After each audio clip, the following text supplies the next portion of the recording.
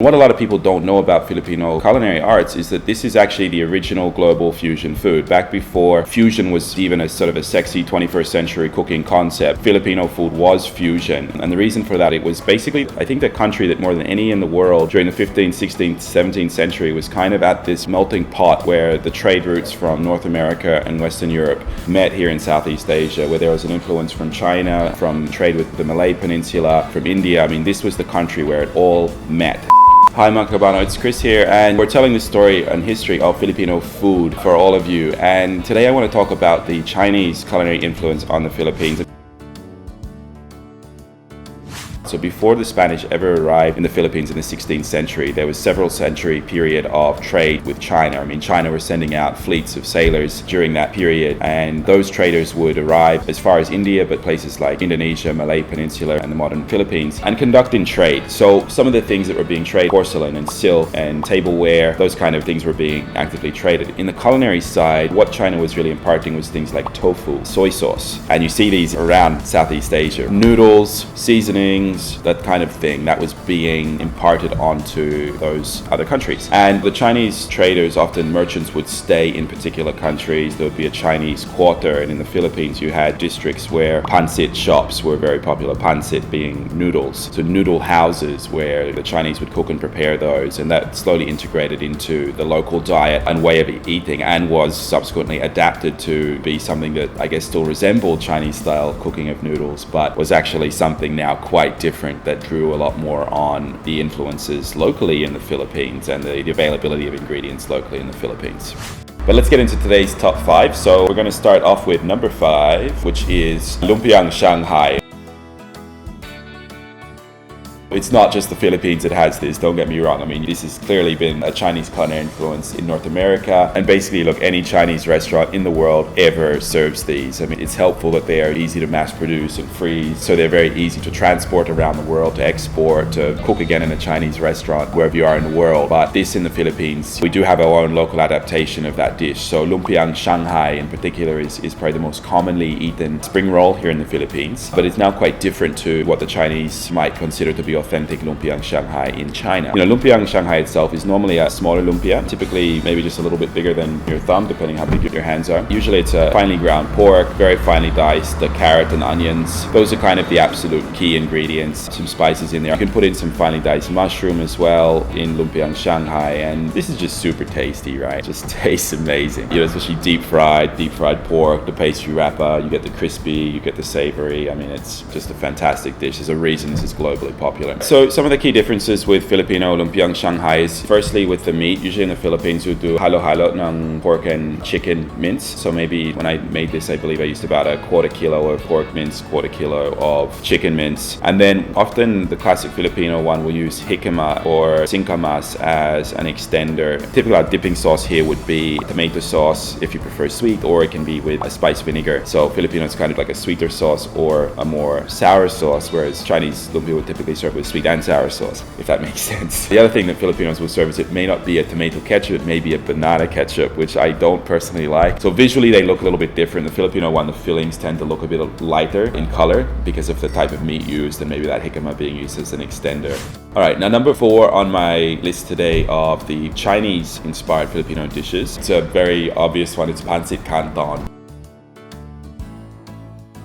Similar to lumpia, there's heaps and heaps and heaps and heaps of different variations now on pancit dishes. So pancit literally is noodles, and pancit canton is a particular type of noodles. And probably, I mean, there's a major leading brand now called Pancit Canton of instant noodles, which don't really resemble the real thing at all. They've kind of co-opted that because it's probably the most widely eaten noodle dish in the Philippines. Now, pancit, why it became so popular was it was quite an easy early takeout food. Even in the 18th century, it was something that could very easily be cooked fast, wrapped up in paper, taken home, or eaten later in the day. It tastes pretty good when it's warm or cold. So it's a very kind of convenient food to eat and consume for those reasons, and became eaten widespread around the Philippines. Now, Chinese style pancit canton, they would typically call lo mian. Apologies for my Chinese pronunciation. I am definitely no specialist when it comes to Chinese linguistics, but their pancit canton, lo mian, would normally use egg noodles, the thick yellow colored egg noodles, and different types of vegetables. So So bok choy, cabbage, mushrooms, carrots, bell pepper, and then usually pork and shrimp for the meats would go into a Chinese Pancit Canton. However, the Filipino Pancit Canton usually doesn't contain seafood. It's more going to be on chicken and pork. Sometimes the livers are used as well when making Pancit Canton. And interestingly, Filipinos will usually add chorizo. So again, this is this example of you've got a very Chinese-inspired dish that has then subsequently been augmented by Spanish culinary influences into modern Filipino Pancit Canton, which is really now almost a hybrid of local Spanish and Chinese cooking techniques all in the one dish. The vegetables would often be carrot, bell peppers, cabbage, maybe not bok choy, maybe just a standard green cabbage. And then what's really unique is that Filipinos have kind of augmented Pancit Canton through the addition of quail eggs. So usually hard-boiled quail eggs will be added, and then fresh squeezed calamansi. So you end up with a dish that's actually more sour than traditional Chinese Pancit Canton. So Filipinos, again, really adapting it to their own panglasang Pinoy, local ingredients. So really, really fascinating dish, fascinating origins, and try it at home because it's delicious. Now, next on my list is pork humba.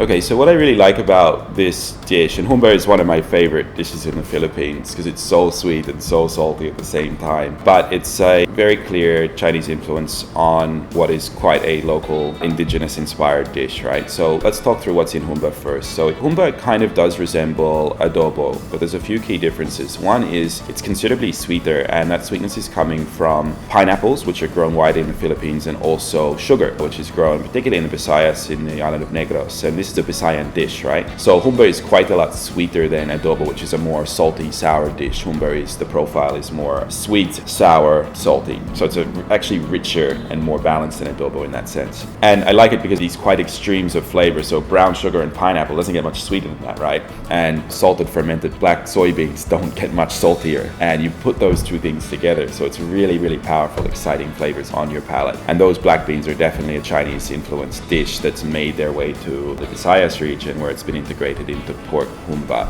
And it's a perfectly balanced dish actually, because you've got the vinegar there, which gives an acidity. You normally use pork belly like liempo, which is high fat, so you've got the vinegar cutting through the fat from the pork. And then I also love it has the heart of banana in there. The puso ng saging is typically used in authentic humba as well. So fascinating combination of ingredients going into that one, and the salted black beans being from China. So that's why that's on my top 5 list today.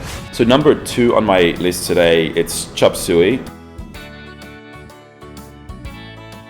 So chop suey, I feel, is another dish that's gone global, not just to the Philippines, you know, a global Chinese-inspired recipe. And I think this one's really popular because it's one of those dishes that can help you use up all the vegetables in the fridge that are going to go off that week. There's a few things you have to have, and then there's a few things that are optional, and you can kind of mix and match with what you've got on hand at that particular point. And I think that's the reason a lot of dishes become very popular, because they're very versatile. They can be cooked with a wide set of ingredients. It's almost a way of cooking than a recipe in itself, if you know what I mean. So chop suey is predominantly a vegetarian dish, though it can be augmented with a little bit of meat, often in the form of, say, shrimp or some quail eggs in the case of the Philippines. But the Chinese style chop suey, you know, mostly vegetables. They'll use things like celery, cabbage, bean sprouts, mushrooms, and it's typically going to be thickened with a cornstarch slurry, and oyster sauce is actually the key flavor or condiment that Chinese chop suey would use. Filipino chop suey, on the other hand, oyster sauce, you know, not as widely available here centuries ago as it may have been in China. So what we see in the Philippines is that the key condiments used to flavor chop suey is actually patis, and that means you get a lighter color looking chop suey. It's not as dark in color as the Chinese one. And typically Filipinos will add a range of other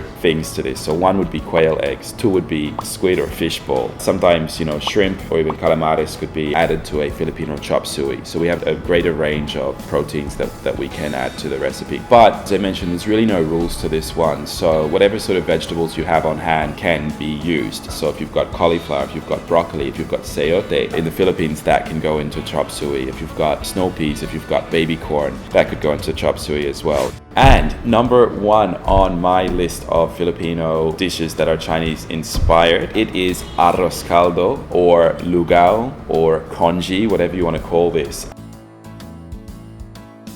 It's sort of interesting that it has 3 different names here in the Philippines. Congee speaks to the Chinese origins of this dish. Lugao is the Tagalog name for rice porridge, and then Arroz caldo is what the Spanish called it upon arriving here in the 16th century. And the dish has evolved over the years, reflecting this rich history. Now, what is this dish? I mean, it's basically a glutinous rice porridge. So you need to use your glutinous rice, cook it away for 20 to 30 minutes, and the rice sort of expands, but also creates this sort of porridgey sludge, right, by using the glutinous rice. So it's like a porridge in essence, but typically it's savory, and you'll then add to that a bunch of flavoring condiments. So typically the underlying flavor is chicken. Usually chicken stock is used in cooking the glutinous rice to impart a chicken flavor, and that often means you'll use chicken meat, right, shreds of a chicken breast, or if you've used a whole chicken to flavor it, you might have chunks of chicken in there. I certainly like to make I call mine lugao because it's really focuses on Filipino style. I'll often have a whole chicken go into mine. I actually like to take a whole chicken and chop it up into about 12 pieces and throw that in, so it's not only gives me my stock flavor, but it's a more substantive with real chunks of chicken in there. But I think what really differentiates the dishes and the adaptations, because glutinous rice is really glutinous rice wherever and however you cook that, what really differentiates it is the condiments that go on top. So Chinese style congee would typically have things like tofu, salted duck eggs, bamboo shoots, maybe these fried breadstick things, they're called yu tiao, again sorry for my pronunciation, pork meat floss, and then salt, pepper, some meat, perhaps chicken, and then century egg is often used as well in the Chinese style congee. So Filipino style congee would typically have fried garlic, like crispy fried garlic bits, would typically have fresh sliced onion leeks, soy sauce for the salt, and then calamansi for the sour. So you normally put a spoon of soy and then squeeze some fresh calamansi over, which is again quite a different flavor profile to how the Chinese make theirs. Now, instead of salted egg or century egg, in the Philippines we typically use just a straight up boiled chicken egg, or quail eggs is another key difference, and we tend to get our saltiness from our sausawan, from the addition of the soy sauce when it comes to Filipino congee or lugao or arroz caldo.